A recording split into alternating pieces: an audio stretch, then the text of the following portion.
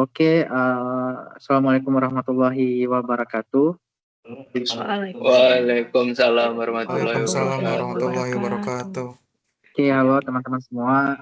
Selamat datang di podcast kita kali ini dengan tema What We Can Do to Make PU Better and Stronger. Kita tahu peran Kementerian Pekerjaan Umum ini tuh sangat vital ya dalam kehidupan masyarakat. Nah, jadi mulai dari jalan, kemudian jembatan, air bersih, perumahan, hingga tata ruang juga. Nah, semuanya ini sebenarnya menjadi fondasi kesejahteraan bangsa kita. Nah, di sini hari ini kita akan berbincang-bincang nih bersama teman-teman yang akan berbagi pandangannya nih tentang bagaimana sih PU itu bisa menjadi lebih baik dan lebih kuat. Nah, mungkin sini mari kita mulai. Sini ada berhadir Kak Karlina. Iya hadir saya. Mungkin teman-teman bisa dikenalkan diri dulu, Bang. Teman-teman yang narasumber hari ini diperkenalkan dirinya dulu. Oke, siap Kak Karlina. Sebelumnya nih perkenalkan nama saya Zulfikri. Saya hari ini akan menjadi sebagai host ya teman-teman semuanya. Mungkin selanjutnya Kak Karlina boleh diperkenalkan dirinya Kak. Baiklah, perkenalkan semuanya, nama saya Karlina, peserta laser CPNS batch 4 Bappekom 1 Medan. Saya penempatan di BP BPK Kepri. Ya, selanjutnya nih, Bang Rioko. Ya, lanjut. Selamat siang. Perkenalkan nama saya Rioko Razani Wildan, biasanya dipanggil Rio. Sama dengan Mbak Karlina juga batch 4 Bappekom 1 Medan. Untuk selanjutnya, silakan. Mungkin siapa nih mau perkenalkan? Bang Tajudin. Lanjut. Oke, baik Bang. Perkenalkan, nama saya Tajudin Setiawan.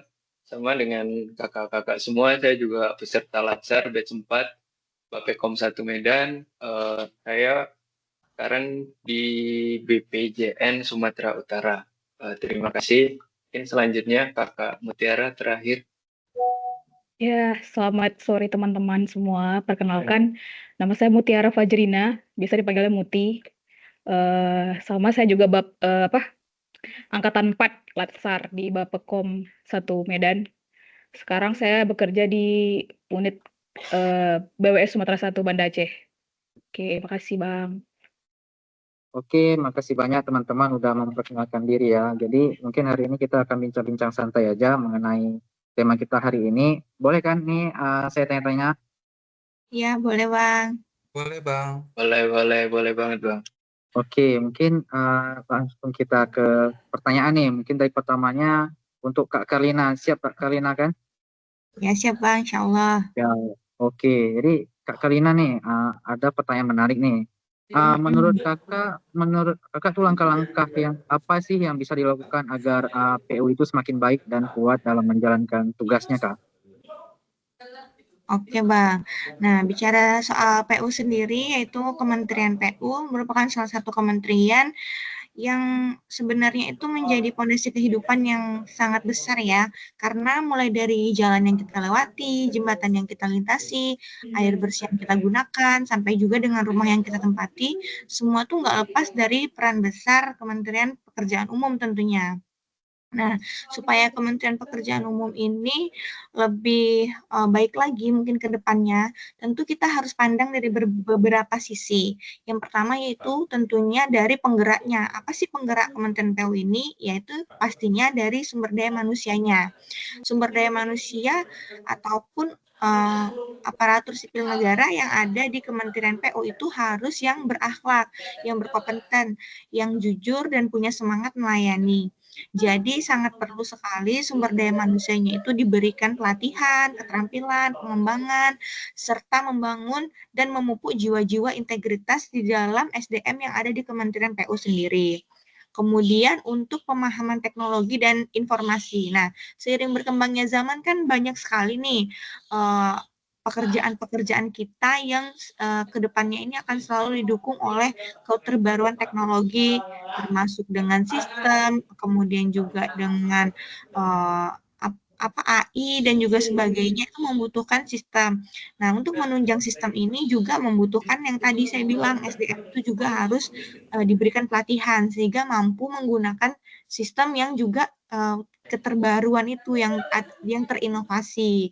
Nah, kemudian juga yang ketiga, Kementerian PU sendiri juga harus mempertahankan keteransparan dan keakuntabelan kementerian sendiri, baik dari segi perencanaan, anggaran, dan pelaksanaan.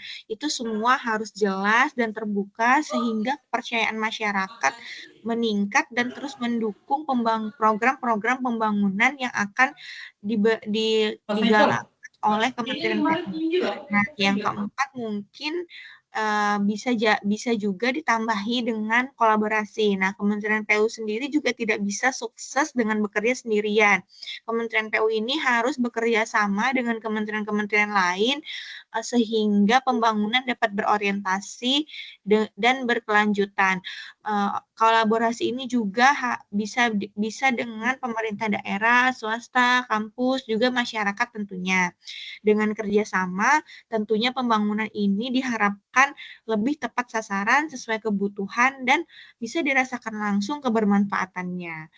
Mungkin itu saja sih Mas. Intinya Kementerian PU ini dengan adanya SDM, kemudian teknologi, kemudian kolaborasi dan inovasi tadi itu membuat Kementerian PU itu semakin kuat dan semakin bisa berperan penting untuk kemajuan bangsa Indonesia.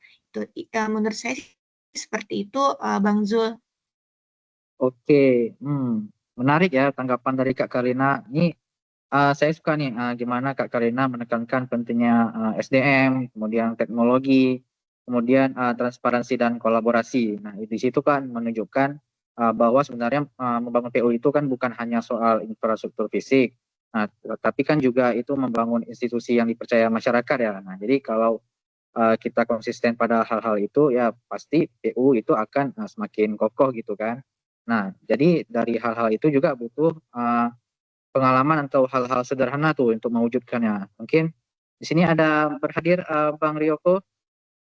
Selamat siang Bang Ryoko. Siang, Bang. Sehat Bang Ryoko?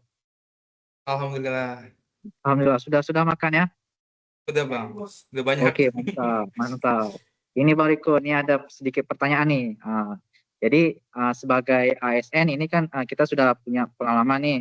Mungkin terkait hal-hal sederhana. Mungkin hal-hal sederhana apa sih yang menurut Abang bisa kita lakukan untuk membuat PU itu lebih kuat gitu? Oke, Bang. Ya, pada kesempatan kali ini ya paling saya ingin menyampaikan pandangan sekaligus pengalaman pribadi tentang apa yang perlu kita lakukan sebagai ASN agar kementerian kita bisa lebih baik. Saya sebagai CPNS juga kurang lebih baru 3 bulan ya di kantor. Pengalaman saya di kantor tuh banyak mengajarkan hal yang sederhana, tetapi penting.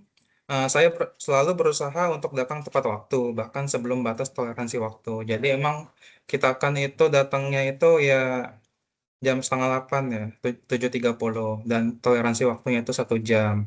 Kalau di atas 7:30 ya pulangnya lebih lama, tapi saya berusaha untuk datangnya sebelum 7:30. Bagi saya itu kedisiplinan mencerminkan rasa tanggung jawab dan komitmen pada pekerjaan. Jika kita bisa menghargai waktu, berarti kita juga bisa menghargai rekan kerja, atasan, dan masyarakat yang menunggu hasil kerja kita. Selain itu, saya juga terbiasa menggunakan atribut pegawai yang lengkap, seperti eh, ya seragam harian kita tuh nggak yang sembarangan, ada ketentuannya. Dan kita juga memakai sepatu warna hitam, dan ya semuanya dari atas ke bawah itu sudah ditentukan oleh ada peraturannya. Walaupun tidak ada pengecekan di kantor, atribut itu bukan sekedar pakaian, tapi simbol identitas kita sebagai ASN Kementerian PU.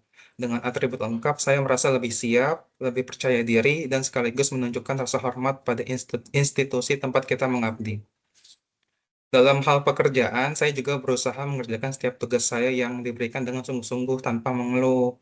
Jadi ya walaupun tugasnya mungkin banyak atau waktunya kurang tepat, misalnya kita juga banyak pikiran gitu ya, kita tetap menjalaninya dengan sepenuh hati. Karena harus diingat, kita ini adalah abdi rakyat. Setiap dokumen yang kita susun, setiap data yang kita olah itu bermuara pada kepentingan-kepentingan masyarakat luas. Jika kita melaksanakan dengan ikhlas, hasilnya pasti lebih maksimal.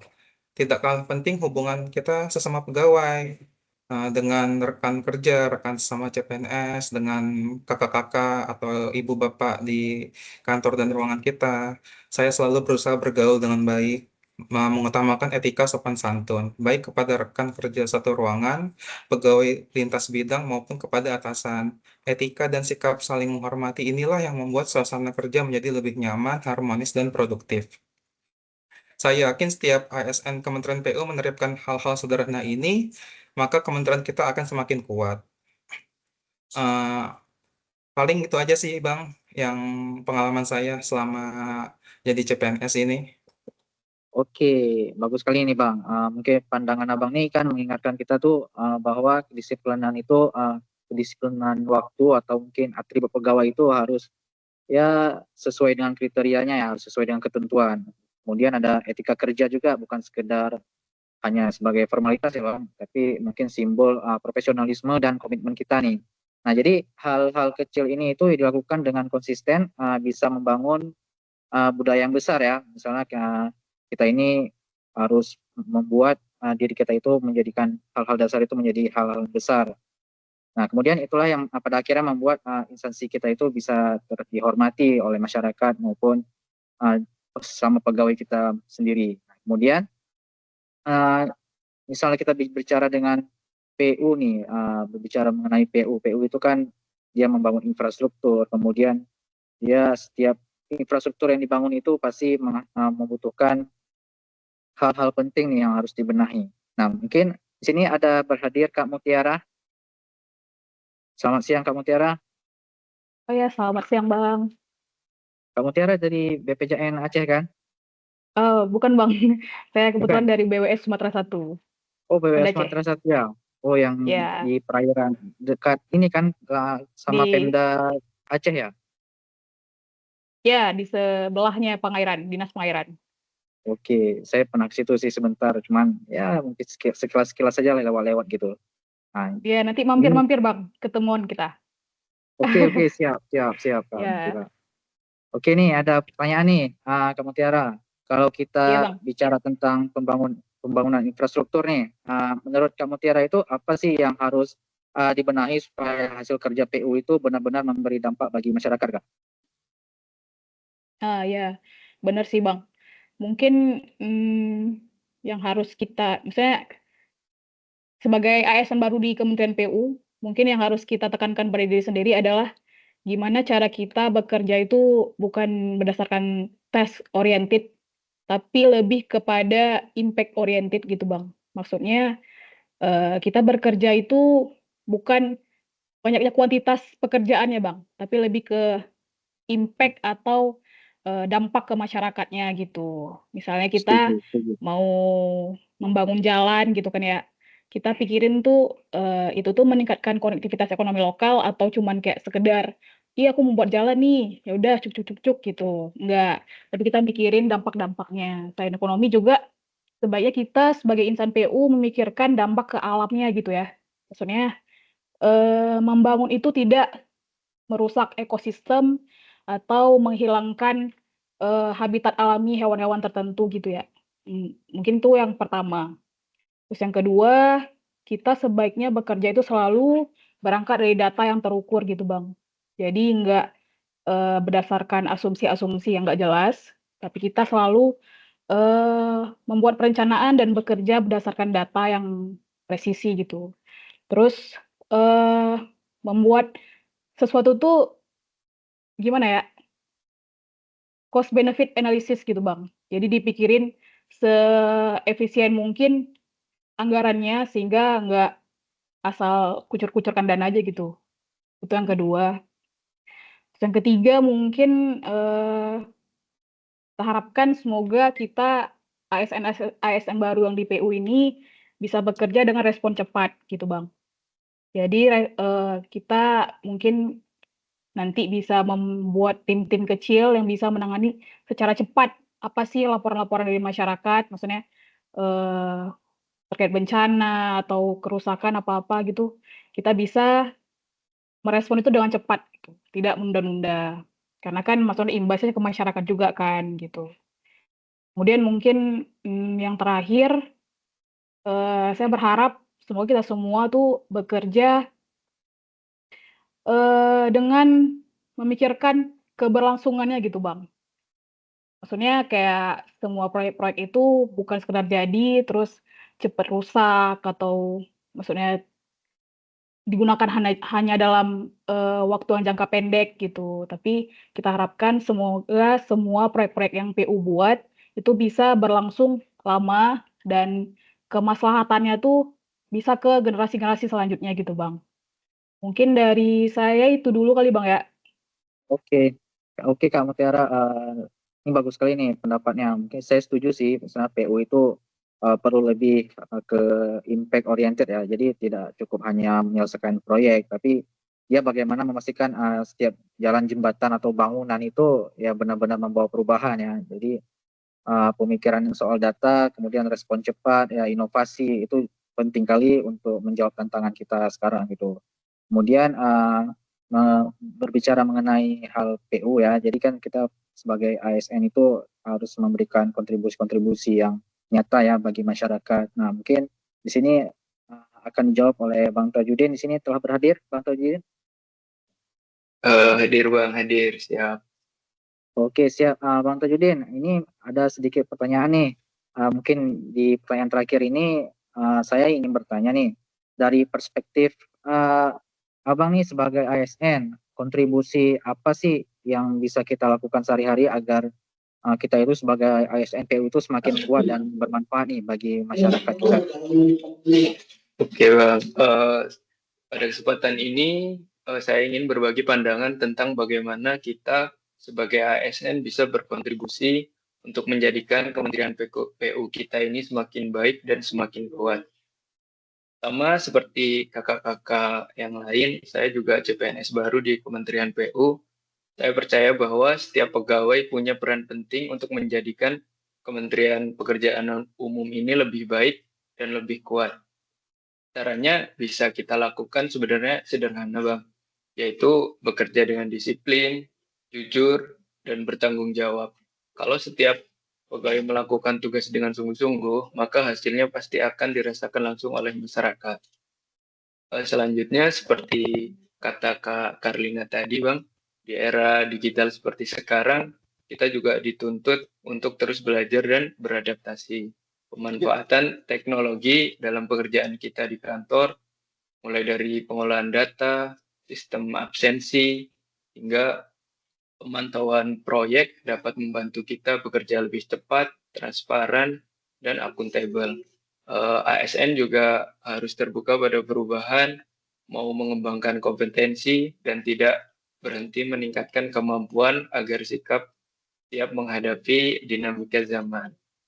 Selain itu juga, kerjasama merupakan kunci. Nggak ada keberhasilan besar yang lahir dari individu ya Bang.